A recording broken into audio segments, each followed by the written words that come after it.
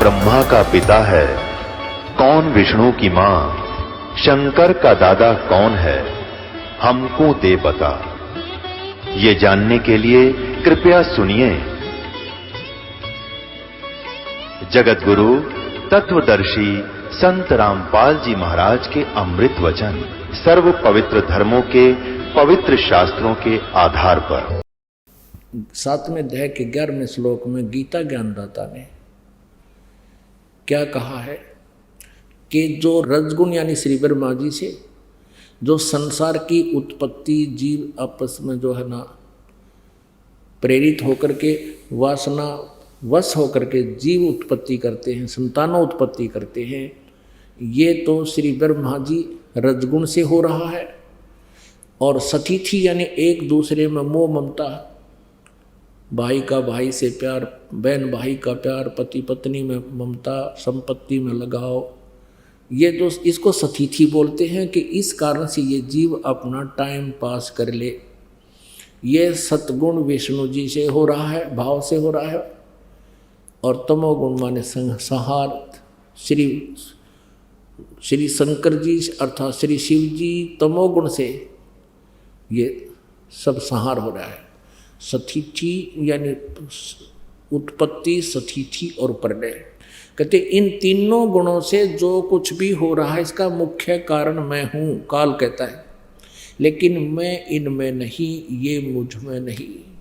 इस काल ने, काल रूपी ब्रह्म ने, इस ज्योति निरंजन ने अपने पुत्रों को पृथ्वी लोक, स्वर्ग लोक और नीचे पाताल लोक पर एक एक विभागीय मंत्री का दर्जा देकर अधिकारी बना दिया और स्वयं इनसे भिन्न रहता है, इसके इनके सामने नहीं आता, गुप्त रहता है, इनको भी उनका उसका पता नहीं। तो ये कहता है कि ये जो कुछ भी हो रहा है इसका मुख्य कारण तो मैं हूँ, निमित्त मैं हूँ, लेकिन मैं इनमें नहीं हूँ, मैं इनसे बाहर हूँ।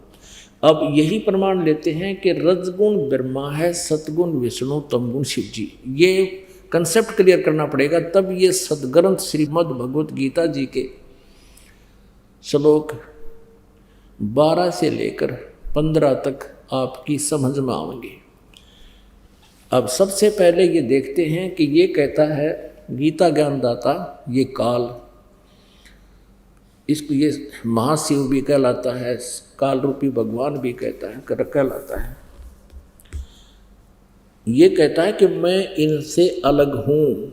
देखिए संक्षिप्त शिव पुराण सचित्र मोटा टाइप गीता प्रेस गोरखपुर से प्रकाशित है।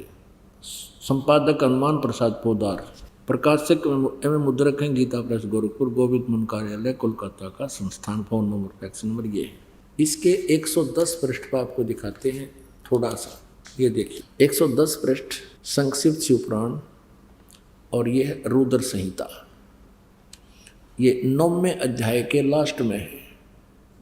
सारा प्रकरण दे करके यहाँ पर निष्कर्ष दिया कि इस प्रकार ब्रह्मा, विष्णु और रुद्र इन तीनों देवताओं में गुण है, परंतु ये शिव, ये इनका पिता, ये इनके सामने नहीं आता और ये इनसे भिन्न रहता है, परंतु शिव गुणातीत माने गए हैं। इससे ये सिद्ध हो गया कि रजगुण ब्रह्मा, सतगुण विष्णु, तमगुण शिव जी, इसको महेश कहो, इन तीनों देवताओं में तो गुण है और परंतु शिव गुणातीत माने गए।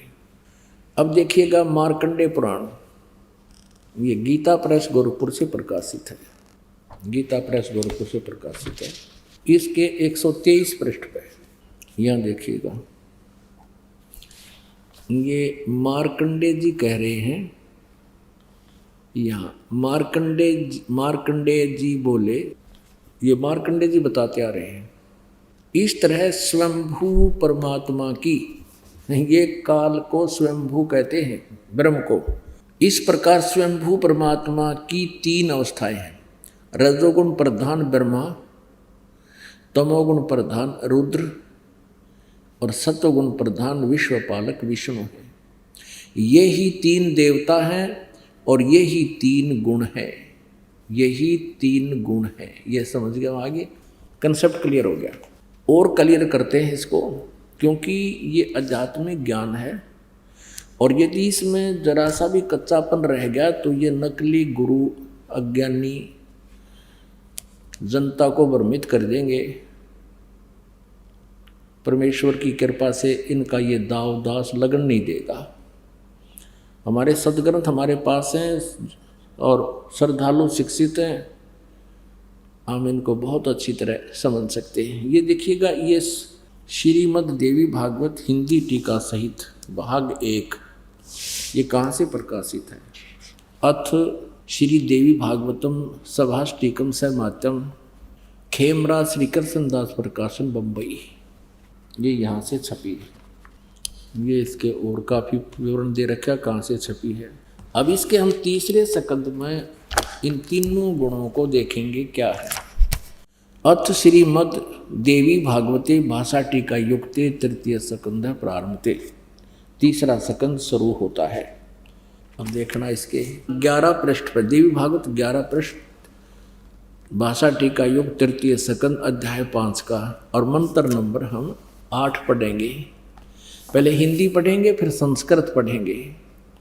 ये 7वां समाप्त हुआ, 8वां प्रारंभ होता है। हे माता, यदि हमारे ऊपर सदा आप दयायुक्त हो तो हमको तमोगुण में किस प्रकार प्रदान किया है। विष्णु भगवान शंकर शिव जी बोल रहे हैं, हमको तमोगुण में किस प्रकार प्रदान किया है।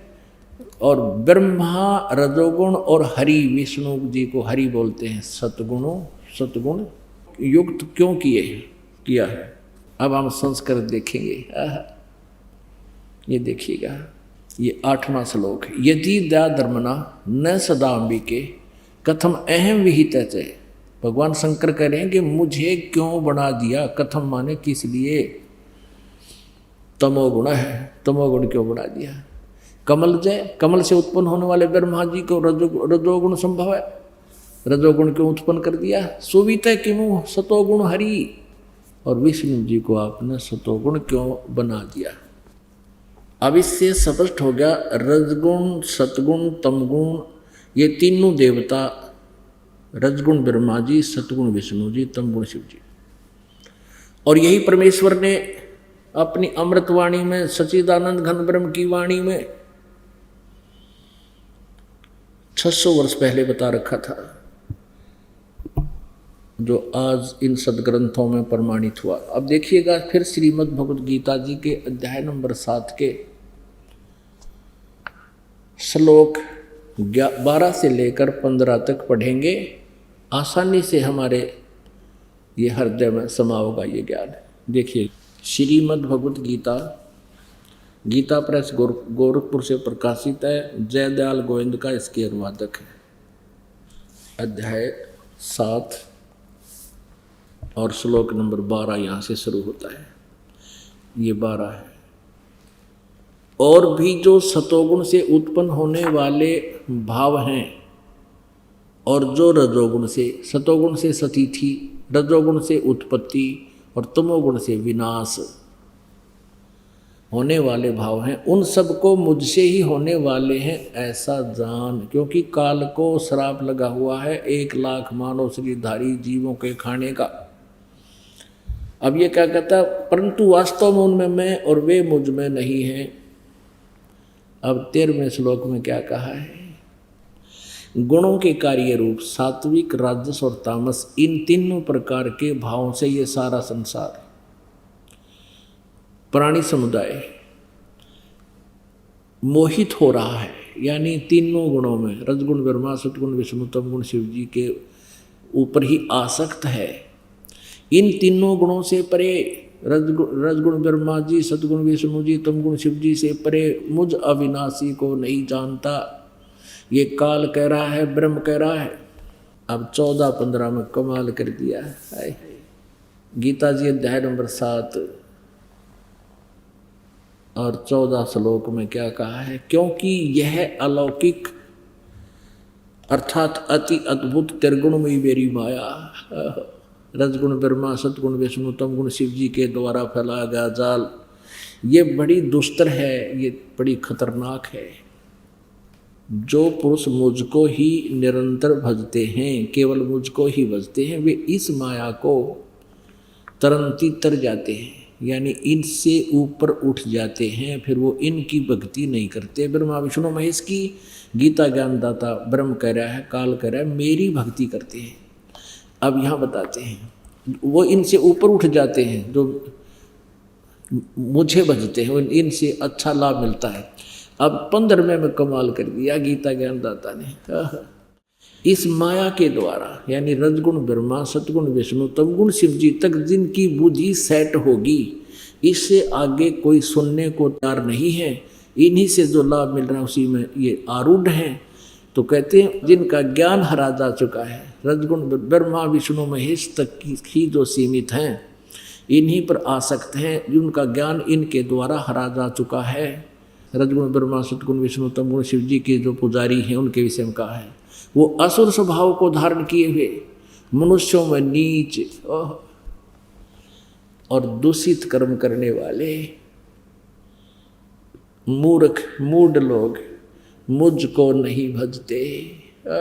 अब फिर पढ़िए, माया के द्वारा रजगुण ब्रह्मा, सतगुण विष्णु, तमगुण शिव जी के द्वारा जिनका ज्ञान हरा जा चुका है, जो इनसे आगे किसी की भक्ति करना नहीं चाहते, इन्हीं की जो भक्ति करते हैं, असुर स्वभाव को धारण किए हुए मनुष्यों में नीच और दूषित कर्म करने वाले मूढ़ लोग मुझको नहीं भजते। अपनात्मा इस पवित्र सदग्रंथ में कितना निर्णायक ज्ञान दिया है श्रीमद् भगवद गीता जी के अध्याय नंबर 7 के 12 से लेकर 15 श्लोक में। अब 15वें श्लोक में स्पष्ट कर दिया है कि तीनों गुण रूपी, यानी इस त्रिगुणमयी माया द्वारा जिनका ज्ञान हरा जा चुका है, जो इन्हीं की पूजा में आसक्त हैं, इन्हीं से मिलने वाले क्षणिक लाभ में ये संतुष्ट हैं, किसी और की बात सुनकर भी प्रसन्न नहीं है, राक्षस स्वभाव को धारण किए हुए मनुष्यों में नीच, ये तीनों गुणों के पुजारियों के विषय में गीता जी में लिखा है। दूषित कर्म करने वाले मूर्ख, गीता ज्ञानदाता ब्रह्म काल कह रहा, मेरी भक्ति भी ना करते। अब जैसे रजगुण ब्रह्मा जी की भक्ति की थी हिरण्यकशिपु ने, राक्षस कहलाया, अपने पुत्र का शत्रु बन गया और कुत्ते वाली मौत मारा गया। ऐसे ही तमगुण शिव की पूजा की थी रावण ने, राक्षस कहलाया, ऐसा जुल्म कर दिया, दूषित कर्म, अपनी ही माता को उठा ले गया। यानी भगवान शिव की पूजा करता था। ब्रह्मा जी, विष्णु जी, शिव जी, ये तीनों भाई हैं, बड़ा ब्रह्मा, बीच वाला विष्णु, छोटा शंकर। अब भगवान विष्णु की पत्नी माता हुई, क्योंकि जिसको वो इष्ट मान रहे थे शंकर भगवान को, उसका बड़ा भाई, और रावण पुजारी। ऐसे ही इस तमगुण शिव की पूजा की थी भस्मागिरी ने। भगवान शिव जी के महल के सामने, गेट के सामने, सिर आसन पर, ऊपर ने पैर, नीचे को सिर करके 12 वर्ष खड़ा रहा उल्टा। एक दिन पार्वती जी की प्रेरणा से, प्रार्थना से भगवान शिव ने उस भस्मागिरी से पूछ लिया कि तू क्या चाहता है, मांग, तूने जो मांगना है, मैं तेरे से प्रसन्न हो गया हूँ। अब भस्मागिरी ने कहा कि भगवान आप वचनबद्ध हो जाओ तब मांगू। भगवान शिव जी ने सोचा भी तपस्वी आदमी है, के मांगेगा, एक सिद्धि मांग लेगा, दे दूंगा। भगवान शिव जी ने कहा ठीक है भाई, मांग ले, मैं वचनबद्ध हो गया। तभी उसने वो साधना त्याग दी, खड़ा हो गया और कहा कि आप अपना भस्म कंडा दे दो। भगवान शिव जी के हाथ में एक कड़ा था, उसमें ऐसा सिद्धि युक्त कर रखा था भगवान शिव जी ने कि जिसके भी सिर के ऊपर वो ऐसे करके भस्म कहते, वो जल जाता था, नष्ट हो जाता था, भस्म हो जाता था। इस बात का ज्ञान था भस्मागिरी ने।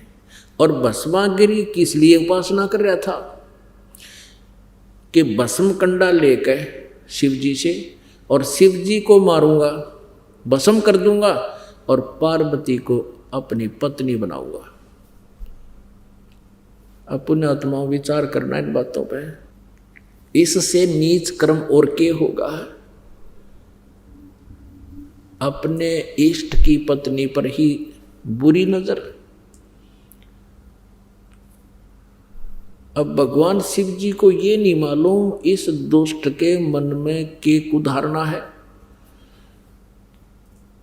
और इसको इनको अमंत्रियामी कहें।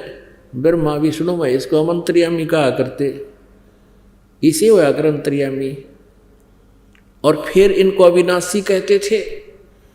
अब ज्यों ही भगवान शिव ने कड़ा उसको दे दिया और कहने लगा भस्मागिरी के होले शिव जी होशियार, तुझे मारूंगा, पार्वती को पत्नी बनाऊंगा।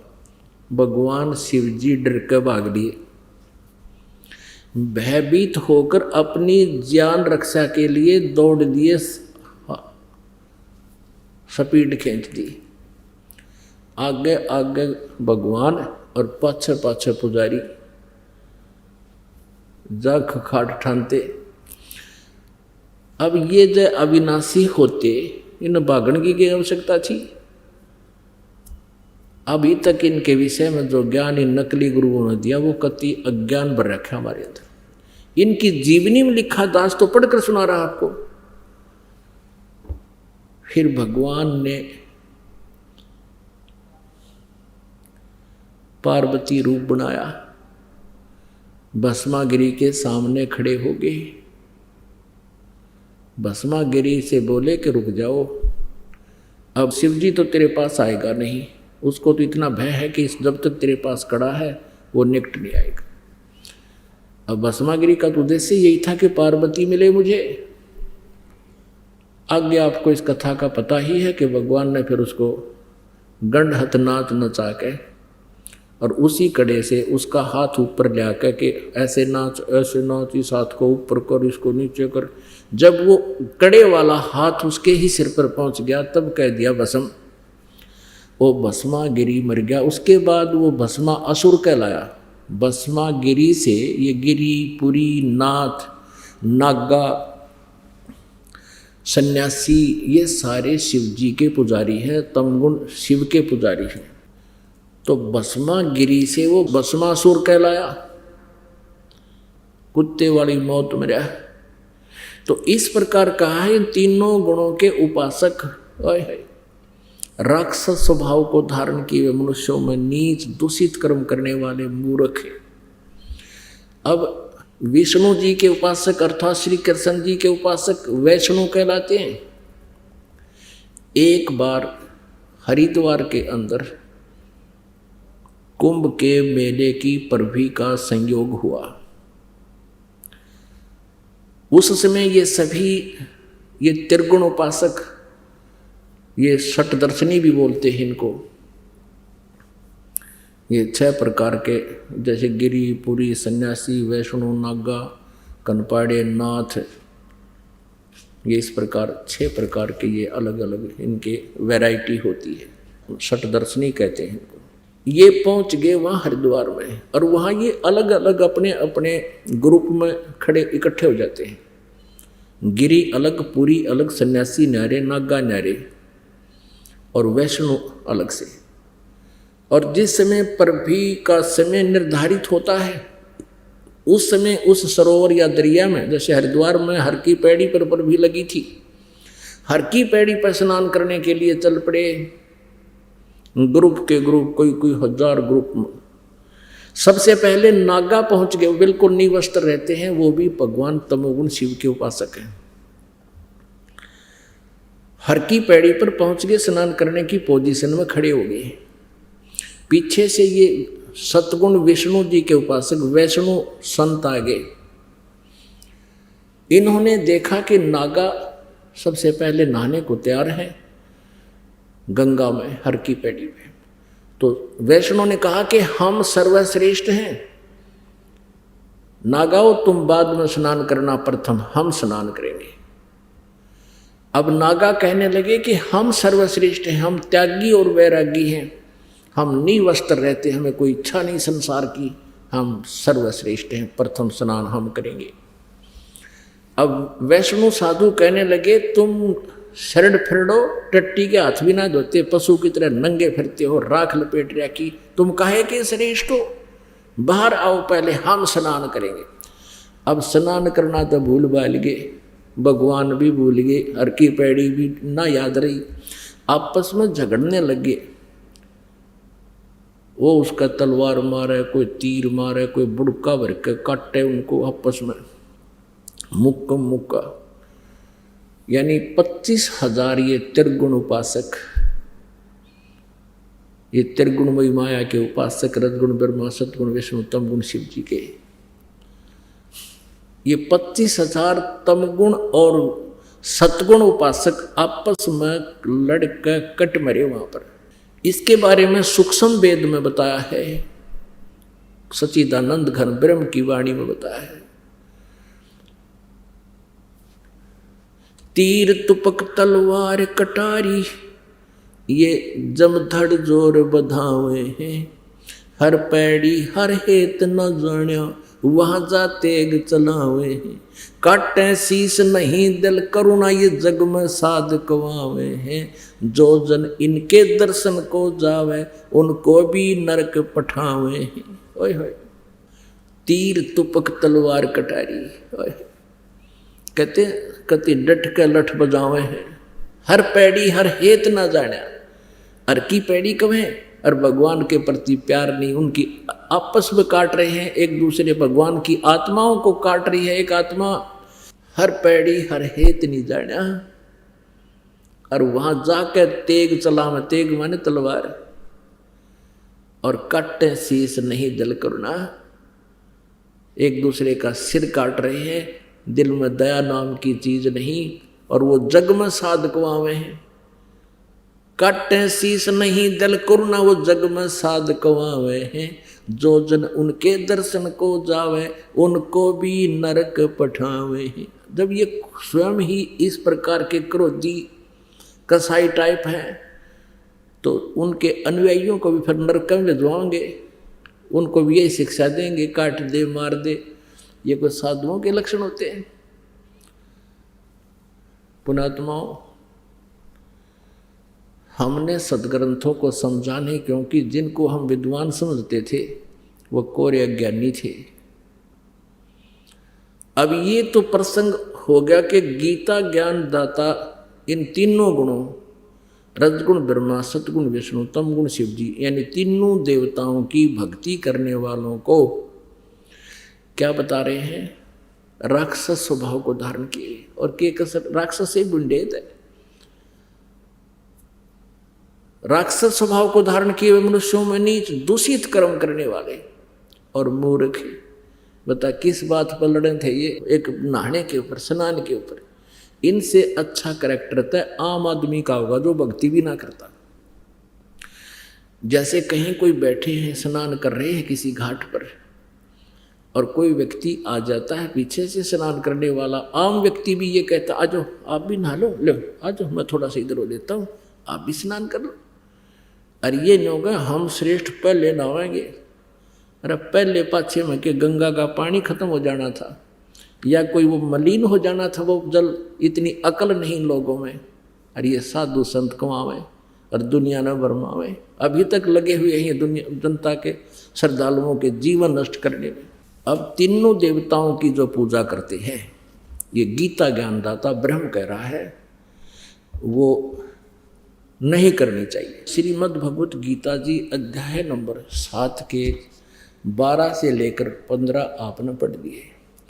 अब 7वें अध्याय के 16, 17, 18 3 श्लोकों में गीता ज्ञानदाता अपने साधकों की जानकारी देता है। उसके बाद 19 में अन्य जानकारी है, अभी आपके समक्ष बताएंगे। और फिर 20, 21, 22 और 23 में गीता ज्ञानदाता फिर उन्हीं तीनों गुणों रजगुण ब्रह्मा, सतगुण विष्णु, तमगुण शिव जी, यानी इन तीनों देवताओं की साधना को गलत बता रहे हैं। अब देखिएगा, श्रीमद् भगवत गीता, गीता प्रेस गोरखपुर से प्रकाशित है और जय दयाल गोविंद का इसके अनुवादक है। ये 7वां अध्याय और श्लोक नंबर 20। उन भोगों की कामना द्वारा जिनका ज्ञान हरा जा चुका है, यानी तीनों देवताओं से जो लाभ मिलना है उसके कारण अपने स्वभाव से प्रेरित होकर उस नियम को धारण करके अन्य देवताओं को भजते हैं, पूजते हैं। तो है। और 21 में क्या बताया फिर, जो सकाम भक्त जिस देवता के स्वरूप को श्रद्धा से पूजना चाहता है, उस भक्त की श्रद्धा को मैं उसी देवता के प्रति स्थिर करता हूँ। यानी जो विष्णु की साधना करता है विष्णु रूप धारण करके आ जाता है, जो शिव जी की पूजा करता है शिव जी का रूप धारण करके आ गया और उनके छोटे मोटे काम कर दिए ताकि वो लगे रहें। अच्छा, 22 में क्या कहा है, वह पुरुष उस श्रद्धा से युक्त होकर उस देवता का पूजन करता है और उस देवता से मेरे द्वारा ही विधान किए हुए उन इच्छित भोगों को निसंदेह प्राप्त करता है। अब इसने तीनों अपने पुत्रों को एक एक विभाग दे रखा है, इनको भी थोड़ी थोड़ी शक्ति दे रखी है और वर्क डन ही ये दे सकते हैं तीनों, केवल जो जैसा करता वैसा। परंतु उन अल्प बुद्धि वालों का, हाय हाय, गीता ज्ञानदाता कहता है उन मंद बुद्धि वालों का वह फल नाशवान है जो ब्रह्मा विष्णु महेश की पूजा करते हैं तीनों देवताओं की। वे देवताओं को पूजने वाले देवताओं को प्राप्त होते हैं और मेरे भक्त मुझको ही प्राप्त होते हैं। जैसे चाहे भजे, ऐसे गलत अनुवाद किया, मेरे भक्त मुझे प्राप्त होते हैं। अब पुण्यात्मा, अब ये काल कहता है कि ये जो साधना ये कर रहे हैं इनका ये पूजा अन्य देवताओं की जो पूजा करते हैं ये शास्त्र विधि रहित है। अब देखिएगा अध्याय नंबर 9 के कुछ श्लोक आपको दिखाते हैं। अध्याय नंबर 9 का और श्लोक नंबर 23 में कहा है, हे अर्जुन, यद्यपि श्रद्धा से युक्त जो सकाम भक्त दूसरे देवताओं को पूजते हैं वे भी मुझको ही पूजते हैं, क्योंकि कोई भी जैसी साधना कोई कर रहा है वो भगवान के लिए ही कर रहा है। तो ये कह रहा काल गीता ज्ञानदाता कि वो भगवान की पूजा के लिए ही कर रहे हैं, किंतु उनका वह पूजन अविधि पूर्वक अर्थात अज्ञान पूर्वक है। अब कहते हैं वो अविधि पूर्वक शास्त्र विधि को त्याग कर मनमाना आचरण है। अपने आत्माओं, इस पवित्र सदग्रंथ को समझने के लिए हमने थोड़ा सा विशेष ध्यान देना पड़ेगा। अब यहाँ गीता ज्ञानदाता 11वें अध्याय के 47-48 में कह रहा है कि ये मेरा वास्तविक रूप है, जो विराट रूप दिखा रखा था, और मेरी प्राप्ति इसके दर्शन अर्थात काल प्राप्ति न वेदों वर्णित विधि से, न किसी जप से, न तप से, न क्रिया से, किसी से भी वो नहीं हो सकता। तो इससे क्या सिद्ध हुआ कि गीता जी यानी वेदों में वर्णित विधि ओम नाम है। ओम के जाप से कहाँ जाता है ब्रह्मलोक में, वो महास्वर्ग है, लेकिन वो दर्शन नहीं देता वहाँ ये काल इनको। वो सिर्फ इसीलिए इसको निराकार माना जाता है। ये खुद कहता मैं वहाँ अव्यक्त हूँ, मैं अपनी योग माया से छुपा हुआ हूँ 7वें अध्याय के 24-25 में। और ये मूर्ख जन समुदाय मुझे कृष्ण मान रहे हैं, व्यक्ति रूप माया हुआ मान रहे। मैं व्यक्ति नहीं हूँ, मैं तो अव्यक्त रहता हूँ। मैं कभी इस रूप में कभी अपने वास्तविक रूप में किसी के सामने नहीं आता। अब यहाँ देखिएगा 9वें अध्याय का 20वां श्लोक, अध्याय नंबर 9 का श्लोक नंबर 20। तीनों वेदों में विधान किए हुए सकाम कर्मों, इस सकाम सुकुम कुछ नहीं, इतना अपने आप पढ़ा रखें। तीनों वेदों में विधान किए हुए और सोम रस को पीने वाले पाप रहित पुरुष मुझको यज्ञों के द्वारा पूजकर स्वर्ग की प्राप्ति चाहते हैं। वे पुरुष अपने पुण्यों के फल रूप स्वर्ग लोक को प्राप्त होकर स्वर्ग में दिव्य देवताओं के भोगों को भोगते हैं। 21 में वे उस विशाल स्वर्ग लोक को भोगकर पुण्य अक्षीण होने पर मृत्यु लोक को प्राप्त होते हैं। इस प्रकार तीनों वेदों में कहे वे सकाम कर्म आश्रय लेने वाले भोगों की कामना वाले पुरुष बार बार आवागमन को प्राप्त होते हैं, अर्थात पुण्य के प्रभाव से स्वर्ग में जाते हैं, पुण्य क्षीण होने पर मृत्यु लोक में जाते हैं। 22 में कहा है, जो अनन्य प्रेमी भक्तजन मुझ परमेश्वर को निरंतर चिंतन करते हुए निष्काम भाव से बचते हैं, नित्य निरंतर मेरा चिंतन करने वाले पुरुषों का योग अक्षेम मैं स्वयं प्राप्त कर देता हूँ, यानी उनकी भक्ति की मैं रक्षा करता हूँ। बस आगे फिर 23 में कहा है, हे अर्जुन, यद्यपि श्रद्धा से युक्त जो सकाम भक्त, सकाम सुकुम नहीं, जो भक्त दूसरे देवताओं को पूजते हैं वे भी मुझको ही पूजते हैं, किंतु उनका वह पूजन अविधि पूर्वक है, यानी शास्त्र विदिता का मनमाना आचरण है। अपने आत्मा अब हम 16वें अध्याय के 23वें श्लोक को आपको दिखाते हैं। श्रीमद् भगवत गीता अध्याय 16 और श्लोक नंबर 23। जो पुरुष शास्त्र विधि को त्याग कर अपनी इच्छा से मनमाना आचरण करता है, मनमानी पूजाएं करता है, वह न सिद्धि को प्राप्त होता है, न परम गति को और न सुख को ही। व्यर्थ शास्त्र विधि को त्याग कर जो अविधि पूर्वक साधना करते। अब 16 में जाएगा 24 में, इससे तेरे लिए कर्तव्य और अकर्तव्य की व्यवस्था में शास्त्र ही प्रमाण है।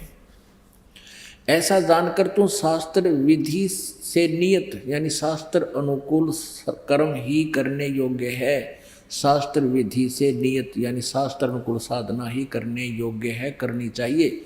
अब 17वां अध्याय के प्रथम श्लोक में प्रश्न किया अर्जुन ने। अब 17वां अध्याय है और प्रथम श्लोक में, हे कृष्ण, क्योंकि ये कृष्ण मान रहा था अर्जुन, जो मनुष्य शास्त्र विधि को त्याग कर श्रद्धा से युक्त हुए देव आदि का पूजन करते हैं, उनकी स्थिति फिर कौन सी है? सात्विक है अर्थात राजसी है या तामसी? 17वें के दूसरे में कहा है, मनुष्यों की वह संस्कारों से शास्त्रीय संस्कारों से रहित केवल स्वभाव से उत्पन्न श्रद्धा सात्विक और राजसी तथा तामसी तीनों प्रकार की ही होती है, उसको मुझसे सुन। अब तीसरे में कहा है, हे बार सभी मनुष्यों की श्रद्धा उनके अंतःकरण के अनुरूप होती है, यानी पहले जन्म में जिसे उन्हें साधना कर रखी वह पुरुष श्रद्धा में है। इसलिए जो पुरुष जैसी श्रद्धा वाला स्वयं भी वैसा ही है, स्वयं भी है वही है। अब देखो अन्यों का है ये अच्छी आत्मा सात्विक अच्छे विचारों के व्यक्ति तो अन्य देवताओं की पूजा करते हैं। 17वें का चौथा, सात्विक पुरुष देवों को पूजते हैं। ये सात्विक पुरुष अच्छी आत्मा है जो ब्रह्मा विष्णु महेश देवताओं की पूजा करते हैं, और राजस व्यक्ति जो है वो यक्ष राक्षसों की पूजा करते हैं, कि तो बकरे काट रहे हैं, कि तो भैंसा काट कर चढ़ावें, 100 फंड करते हैं, कोई दारू चढ़ावें। और अन्य तामस मनुष्य जो हैं वे प्रेत भूत गणों की पूजा करते हैं, अपने आत्माओं। जो मनुष्य शास्त्र विधि से रहित केवल मन माना कल्पित घोर तप को तपते हैं, शास्त्र विधि का जो भी ये साधनाएं कर रहे हैं तप करते, दम और अहंकार से युक्त, कामना आसक्त और बल के अभिमान से युक्त हैं, वो नरे अहंकारी और विनाशक है। अब 5वां पढ़ दिया 6ठे में, शरीर रूप से स्थित भूत समुदाय को और अंतःकरण में स्थित मुझ को भी ये क्रस करने वाले हैं। उन अज्ञानियों को असुर स्वभाव के जान। अब पुण्यात्माओं आज मानो कोई बालक नहीं रहा, अज्ञानी नहीं है। हवाई जहाज बना लिए, कंप्यूटर बना लिए, इंटरनेट बना लिए। अब इस अध्यात्म ज्ञान को, अपने सदग्रंथों को हम बहुत आसानी से समझ सकते हैं, और इन मूर्खों ने जो आज तक हमारा जीवन नष्ट किया इनको पहचान कर इनसे हम पीछा छुड़ा सकते हैं। जैसे श्रीमद् भगवत गीता अध्याय नंबर 18 के श्लोक नंबर 62 में गीता ज्ञान दाता कहता है कि अर्जुन, तू सर्वभाव से उस परमेश्वर की शरण में जा जिसकी कृपा से तू परम शांति को और सनातन परम धाम को प्राप्त होगा। यह गीता ज्ञान दाता से कोई और परमात्मा है और इन नकली आचार्यों से, इन तत्व ज्ञानहीन आचार्यों से कोई पूछता है कि श्रीमद् भगवत गीता जी के अध्याय नंबर 18 के श्लोक नंबर 62 में गीता ज्ञान दाता अपने से अन्य किस परमेश्वर की शरण में जाने को कह रहा है, तो ये तत्व ज्ञानहीन कहते हैं अपने ही बारे में कह रहा है और किसके बारे में कहेगा, उससे ऊपर कोई परमात्मा ही नहीं है।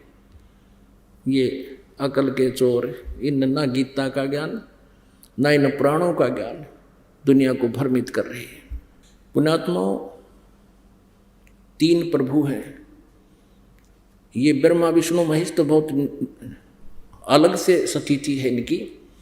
एक ब्रह्म, इसको सर्वब्रह्म भी कहते हैं, क्षरब्रह्म, सर्वपुरुष भी कहते हैं, क्षरपुरुष। और दूसरा परब्रह्म, इसको अक्षर पुरुष भी कहते हैं। और तीसरा परम अक्षर ब्रह्म, जिसको परम अक्षर पुरुष भी कहते हैं।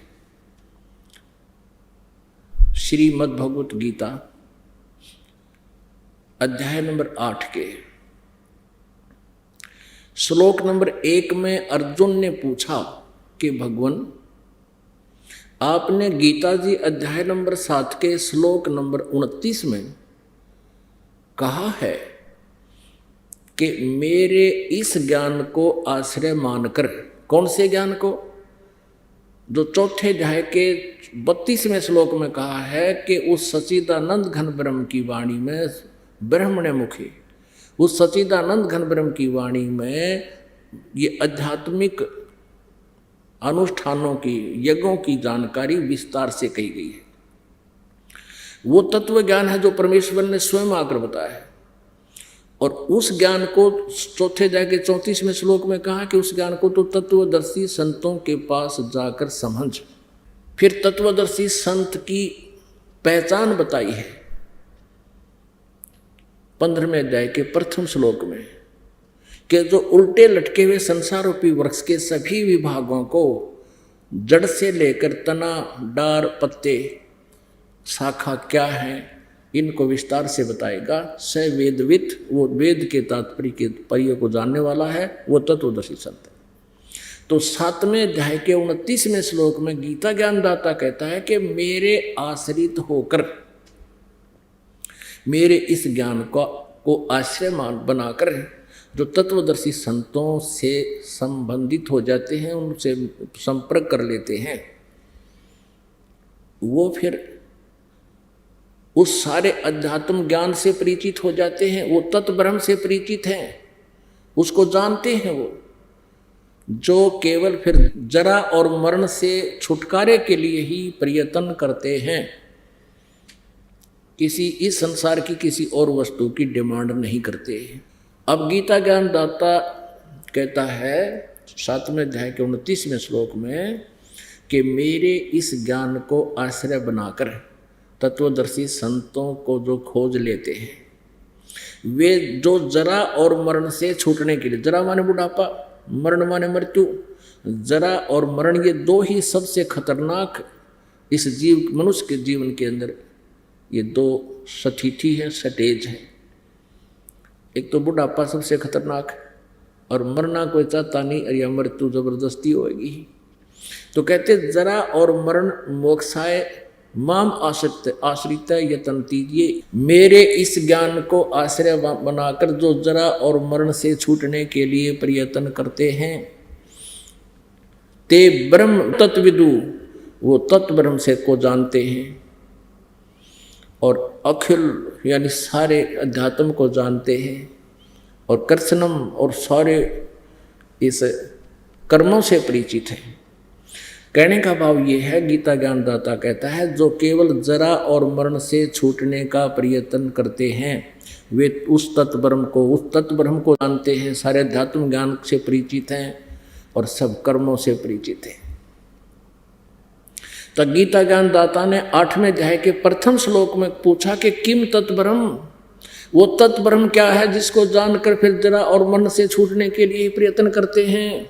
गीता ज्ञानदाता ने 8वें अध्याय के और फिर तीसरे श्लोक में कहा है गीता जी में कि वो परम अक्षर ब्रह्म है। वो गीता ज्ञानदाता से अन्य है। एक सरब्रह्म, उसको अक्षर पुरुष भी कहते हैं, एक अक्षर ब्रह्म दूसरा, उसको अक्षर पुरुष भी कहते हैं और पर ब्रह्म भी कहते हैं, और तीसरा परम अक्षर ब्रह्म, उसको परम अक्षर पुरुष भी कहते हैं, उसको सत्य पुरुष भी कहते हैं, जो वास्तव में अविनाशी है। अब श्रीमद् भगवत गीता अध्याय नंबर 15 के श्लोक नंबर 1 से 4 में निष्कर्ष है कि उल्टे लटके हुए संसार रूपी वृक्ष के सभी विभागों को जो बता देगा, स वेदविद, वो तत्वदर्शी संत है, वो वेद के तात्पर्य को जानने वाला। तो परमेश्वर कबीर जी ने 600 वर्ष पहले अपनी सच्चिदानंद घन ब्रह्म की वाणी में सूक्ष्म वेद में बताया, अक्षर पुरुष एक पेड़ है, निरंजन वा की डारे, तीनों देवा शाखा हैं, ये पात रूप संसार। ये देखिएगा, ये एक संसार रूपी उल्टा लटका हुआ वृक्ष जानो, जिसके ऊपर को जड़ है और नीचे को तीनों गुण रूपी शाखा है, रजगुण ब्रह्मा, सतगुण विष्णु, तमगुण शिव जी। ये संसार रूपी वृक्ष समझो। अब जो जमीन से बाहर दिखाई देता है उसको वृक्ष बोलते हैं। अब यहाँ परमात्मा कबीर जी ने कहा था अक्षर पुरुष एक पेड़ है, ये अक्षर पुरुष, इसको अक्षर पुरुष कहो, परब्रह्म कहो, अक्षर ब्रह्म कहो। ये तो तना तो समझो अक्षर ब्रह्म, अक्षर पुरुष है, और सरपुरुष या सरब्रह्म कहो, ये सरब्रह्म कहो या सरपुरुष कहो, ये काल है, ज्योति निरंजन है, ब्रह्म है, गीता ज्ञान दाता है। और इसके 3 पुत्र हैं, 3 शाखाएं हैं, रजगुण ब्रह्मा, सतगुण विष्णु, तमगुण शिव जी। और ये गुप्त है जो परमात्मा, ये परम अक्षर ब्रह्म है। ये परम अक्षर ब्रह्म है जिससे सबका धारण पोषण होता है। ये परम अक्षर ब्रह्म है, इसको पूर्ण ब्रह्म परमेश्वर भी कहते हैं। ये मूल है पूरे संसार रूपी वृक्ष की। तो अक्षर पुरुष एक पेड़ है, परमेश्वर कबीर जी ने बताया था अक्षर पुरुष एक पेड़ है, निरंजन वा की डार, और तीनों देवा शाखा है, पात रूप संसार है। अब ये पूरा एक संसार रूपी वृक्ष है। और गीता अध्याय नंबर 15 के श्लोक नंबर 1 में कहा है कि जो इन उल्टा लटके संसार रूपी वृक्ष के सभी पत्तों से लेकर, जड़ से लेकर पत्तों तक बता देगा, वो तत्वदर्शी संत है। ये पहचान बता दी। श्रीमद् भगवत गीता अध्याय नंबर 15 के श्लोक नंबर 1 से 4 का निष्कर्ष है कि जब तत्वदर्शी संत मिल जाए और वो ऐसे बताएगा, ये उसकी पहचान है। उसके पश्चात परमेश्वर के उस परम पद की खोज करनी चाहिए, जहाँ जाने के बाद फिर लौटकर कभी संसार में साधक नहीं आती, उनका पूर्ण मोक्ष हो जाता है। और जिस परमेश्वर ने सारे ब्रह्मांडों की रचना की है, अर्थात संसार रूपी वृक्ष की प्रवृत्ति जिससे विस्तार को प्राप्त हुई है, उसी की पूजा करनी चाहिए, गीता ज्ञानदाता दृढ़ता से कहता है। अपने विषय में गीता ज्ञानदाता अध्याय नंबर 4 के श्लोक नंबर 5 और 9 में, गीता जी अध्याय नंबर 2 के श्लोक नंबर 12 में, गीता जी अध्याय नंबर 10 के श्लोक नंबर 2 में खुद कहता है कि अर्जुन तेरे और मेरे बहुत जन्म हो चुके हैं, तू नहीं जानता मैं जानता हूं। और ये ना समझ कि ये सभी सैनिक पहले नहीं थे, तू नहीं था या मैं नहीं था, अर्थात हम, तू, मैं और ये सब पहले भी जन्मे थे, आगे भी जन्मते रहेंगे। इससे सिद्ध है कि गीता ज्ञान दाता स्वयं ही नाशवान है, सरपुरुष है, तो इसके साधक भी नाशवान है। तो ये इसलिए कह रहा है कि तू सर्वभाव से उस परमेश्वर की शरण में जा, गीता जी अध्याय नंबर 18 के श्लोक नंबर 62 में, कि जिसकी कृपा से तू परम शांति को और सनातन परम धाम को, शाश्वतम स्थानम, उस कभी न नाश होने वाले उस स्थान सतलोक को, अविनाशी लोक को प्राप्त हो जाएगा। और वो परमेश्वर गीता ज्ञानदाता से अन्य है, वो परम अक्षर ब्रह्म है।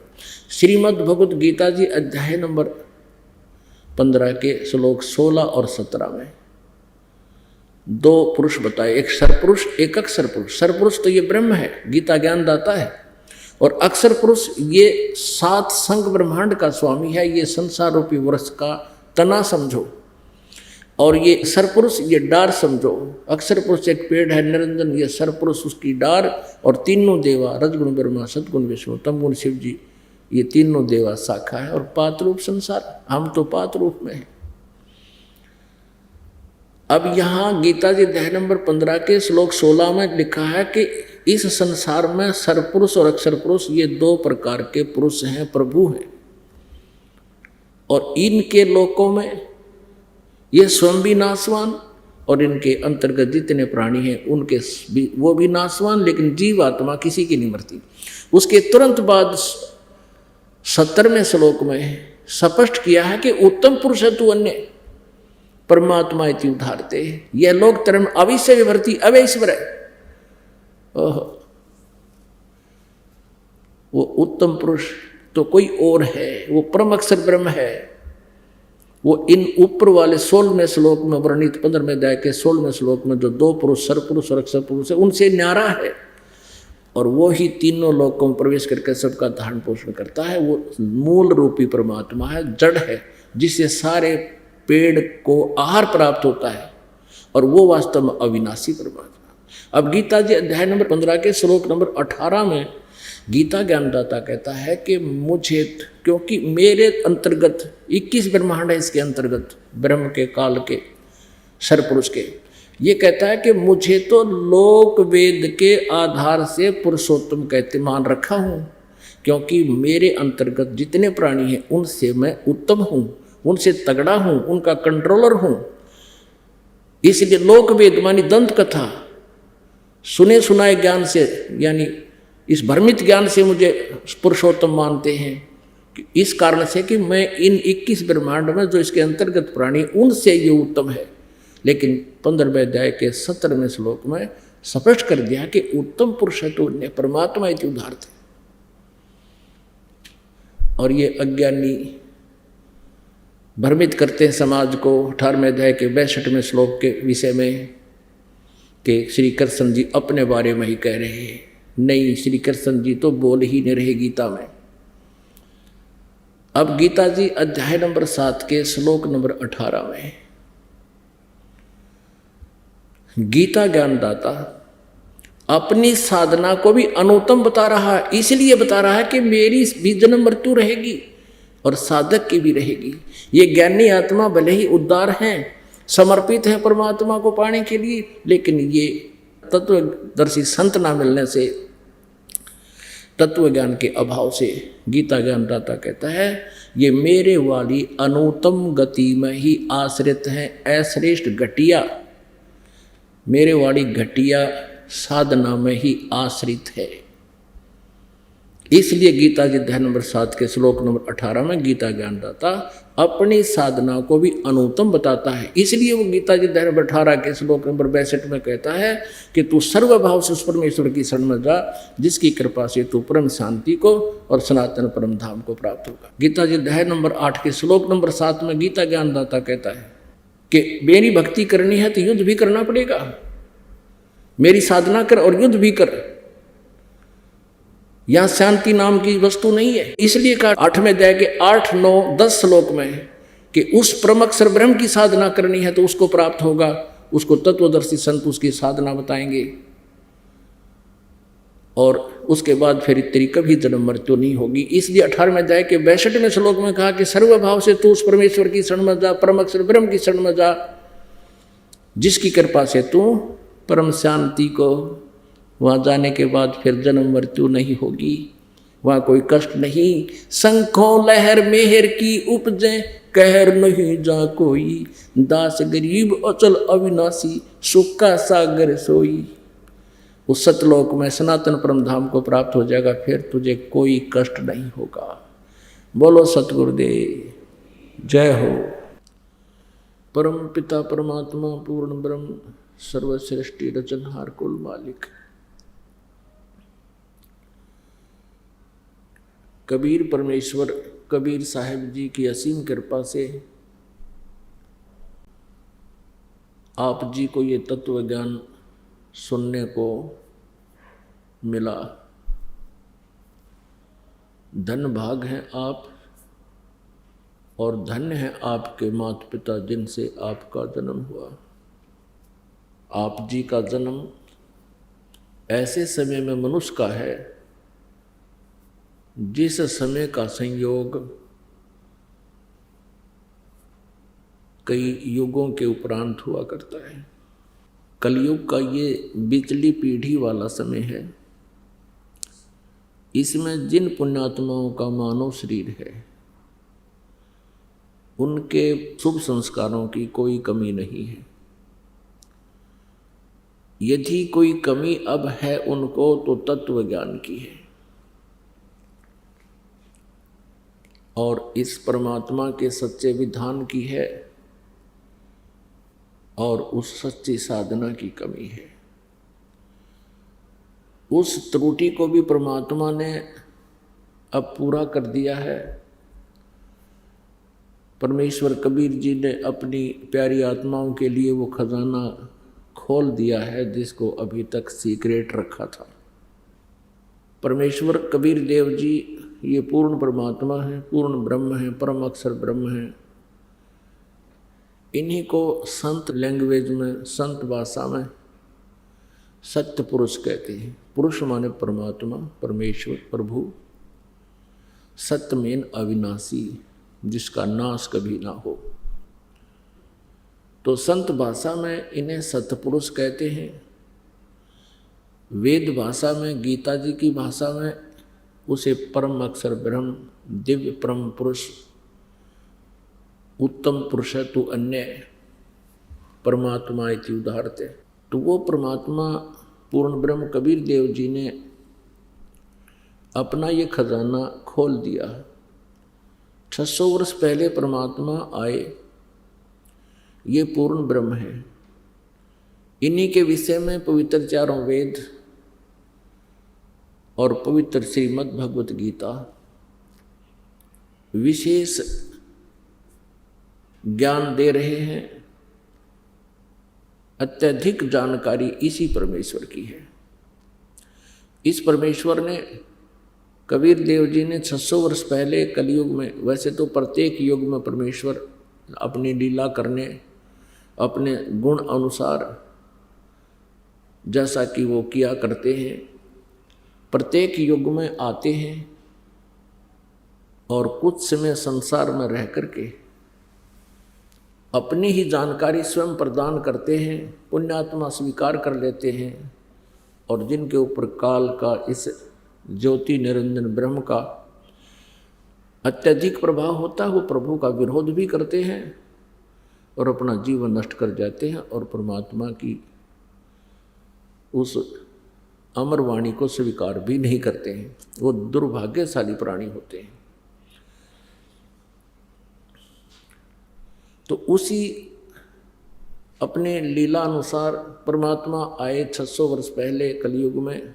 वो प्रथम पीढ़ी थी, वो प्रथम चरण था कलयुग का, सन 1398 में।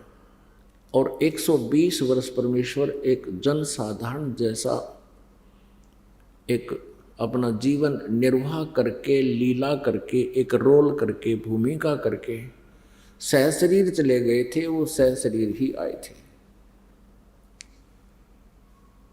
उस समय प्रथम चरण में परमेश्वर ने कहा था अपनी प्यारी आत्मा धर्मदास जी को, धर्मदास तो लाख दुहाई, ये सार शब्द कहीं बार न जाई।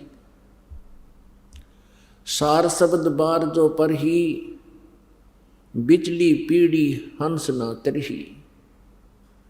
फिर कहा परमात्मा ने, धर्मदास तो लाख दुहाई, ये मूल ज्ञान, मूल ज्ञान मीन तत्व ज्ञान, मूल ज्ञान कहीं बार न जाही।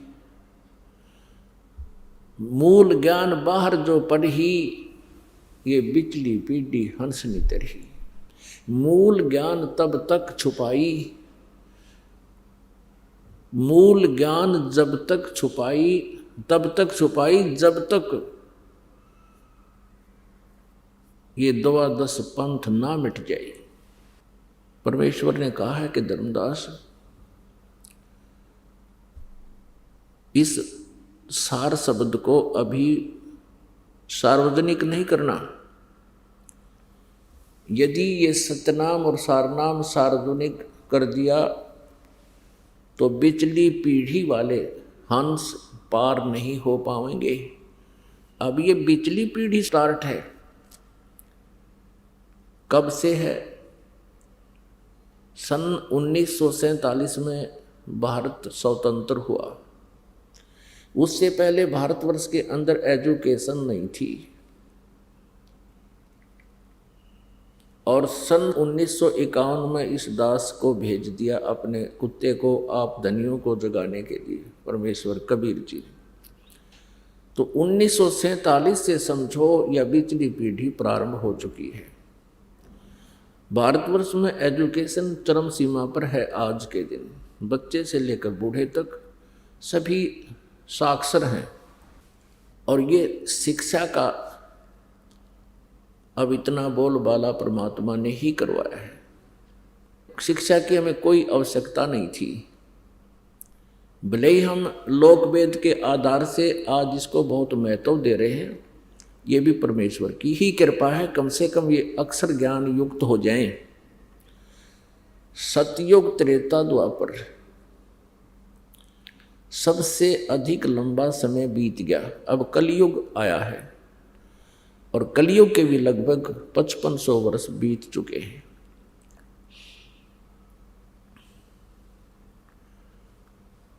और जिस कारण से अभी तक आम समाज में शिक्षा नहीं थी, अक्षर ज्ञान नहीं था।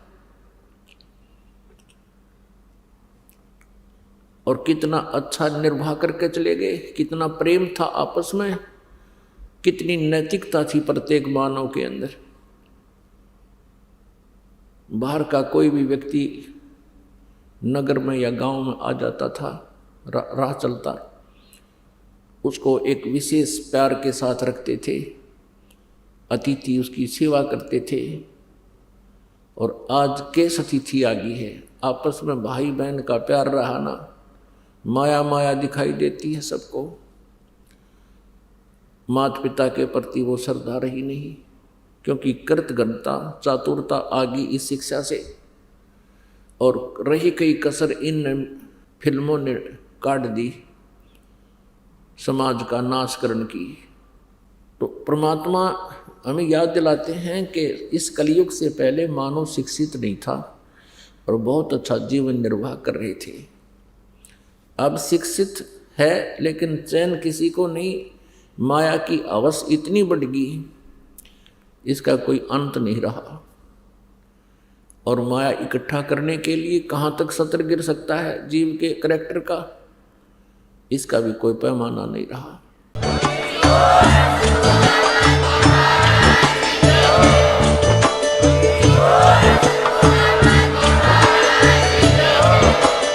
आप सुन रहे थे जगत गुरु तत्वदर्शी संत रामपाल जी महाराज जी के मंगल प्रवचन। अधिक जानकारी के लिए विजिट कीजिए हमारी वेबसाइट www.jagatgururampalji.org। संत रामपाल जी महाराज जी के शुभ आशीर्वाद से पूरे विश्व भर में 500 से भी ज्यादा नाम दीक्षा केंद्र हैं, जिन पर संत रामपाल जी महाराज जी द्वारा ऑनलाइन निःशुल्क नाम दीक्षा दी जा रही है। अपने नजदीकी नाम दीक्षा केंद्र का पता करने के लिए संपर्क करें 8222880541।